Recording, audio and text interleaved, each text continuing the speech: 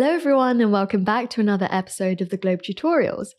I'm your host Sunlight and today we'll be going over how to create an affiliate link to refer your friends to trade derivatives on Globe Exchange, where you can earn up to 30% on their trading fees. So first thing you want to do is log in. So I've already logged in and this is the first page you'll see. So if you go into the top left-hand corner here, and then go into affiliates in the middle here. You click on that. So the next thing you want to do is create your affiliate username here on the left side. So you can't have any swear words, nothing too short. You can have funny names, but nothing offensive, please. And then you just click confirm username below here. And confirm again in the middle. So after you have made your username, you can see here the commission structure.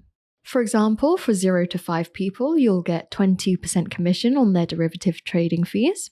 And then the maximum amount you'll get is 30% commission on 25 plus people who are on your affiliate link.